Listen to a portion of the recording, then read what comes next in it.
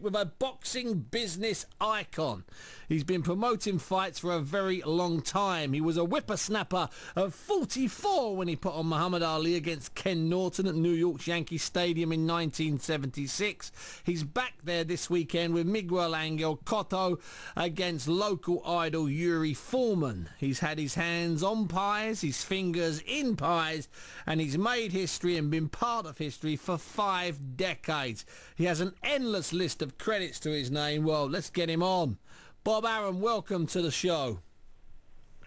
Steve, pleasure to be on. Now listen, Bob, let's talk straight away about this weekend's fight, because you're mixing a couple of things together. All of Cotto's Puerto Rican fans and all of the New Yorkers, and not just the people inside the Jewish community who will be backing Yuri Foreman. This is a fun fight you've put together here, Bob. Absolutely. This is the way it used to be in New York. Friendly ethnic rivalries. The man in Miguel Cotto, who has sold more boxing tickets in New York over the last 5 years than anyone else. And Yuri Foreman, who is something completely unique in the sport of boxing.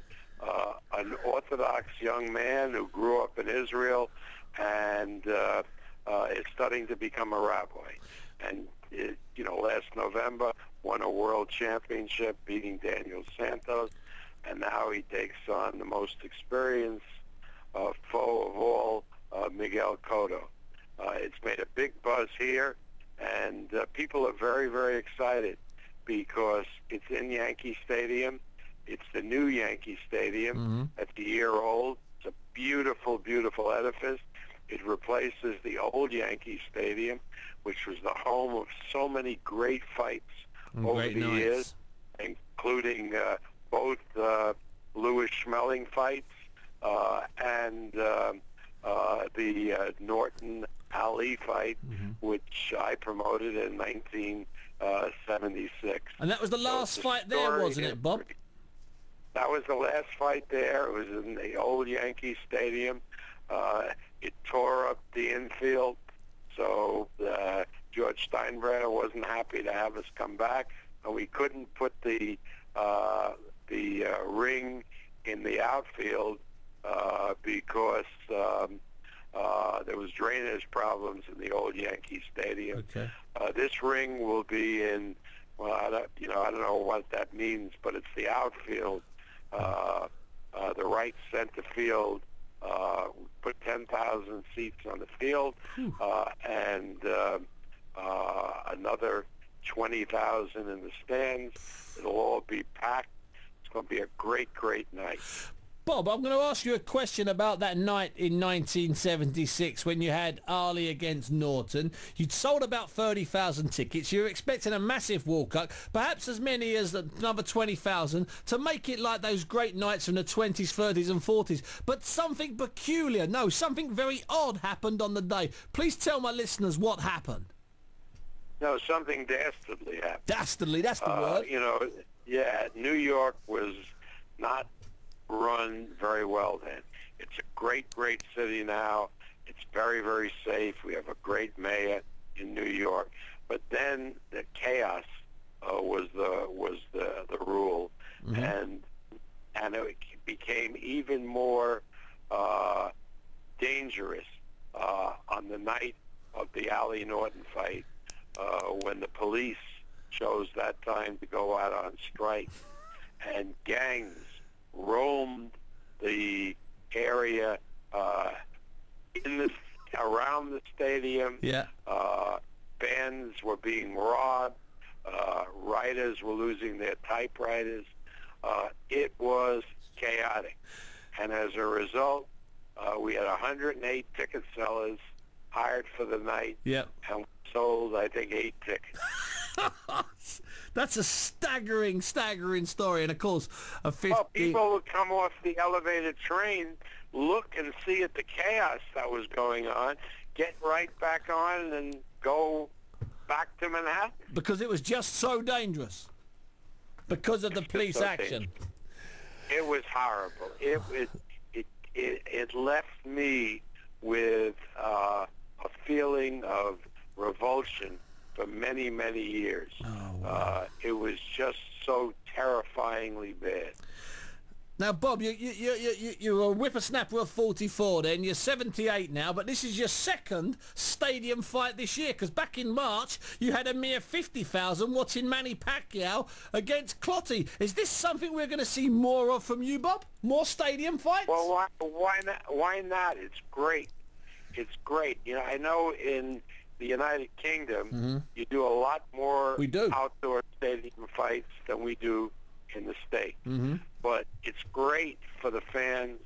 I think it's a more festive atmosphere. The media gets more excited about it here, and we can afford to have much cheaper tickets than in a 15,000 seat venue, where the ticket prices tend to be very high. So consequently, you've got more chance, unlike in Las Vegas, of getting real fans in, not gamblers who may have been comped. That is absolutely correct. That is absolutely correct. If you in Las Vegas, the casinos want to do these fights primarily for the 4,000 guests that they'll invite, who come in and are the high rollers and spend money at the table. A lot of them are fight fans. Many of them aren't. Particularly, it's not the same as having real fans in these big stadiums. So in theory, Bob, would be a chance. Let's say if ever the Pacquiao Mayweather fight got made, could that take place in a stadium, or is the money that the casino pays just too big? The pot they stick in. See, they now come to having lost the Cotto Pacquiao fight. Yeah, which got 50,000 in Dallas. I've come to the realization that Manny Pacquiao is the most important athlete or entertainer right now in Las Vegas, because he brings in thousands and thousands of high rollers from Asia. Yeah, of course. And these people are real gamblers. I mean, many of them bet as much as $250,000 US dollars a hand. Wow. I mean, these are real players. And when Pacquiao fights, they come from all over Asia, from China, from Malaysia, from the Philippines. I mean, and the casinos have, they went 22 months because things were bad in Vegas. I remember. With gaming revenue down from the previous year, 22 straight months, until Manny Pacquiao fought Miguel Cotto in Las Vegas. And that month it was up 40%. Wow. Now, because of Manny Pacquiao. Now, also, I know that you are a Vegas man now, Bob. Not originally, you are now. So, are you being put under pressure by, say, people you've grown to know in the casinos to try and make that fight happen? Bob, are you personally getting pressure from people who aren't even connected to Mayweather? Well, just because my water gets shut off and I lose my electricity doesn't mean they're putting pressure.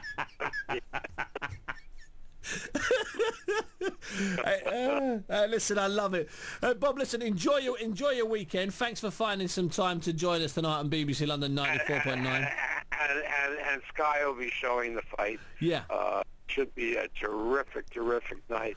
Really a good fight in the principal undercard.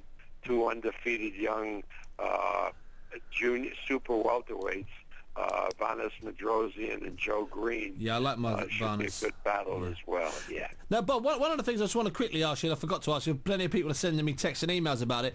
Last year, and for a couple of years, you had a great deal with Satanta, and I used to work for them, and we ran your shows. Is there any chance of you getting the deal on a regular basis so we can get more of your top-ranked fights over here, either on, I don't know, ESPN or Channel 4 or BBC 2 or Sky? Is there any chance, Bob, of more of the fights?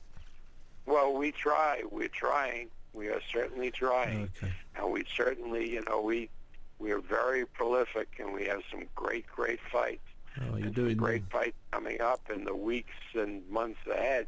We would love for them to have an audience in the United Kingdom, and hopefully you guys can put some pressure on the TV outlets like Sky or ESPN or any of them. Bob, we're happy to sell our product. Yeah, listen, Bob, my middle name's Pressure. Bob Arum, thanks so much for joining us on the show this evening. All right, Steve, my pleasure. No, my pleasure. Bob Arum there talking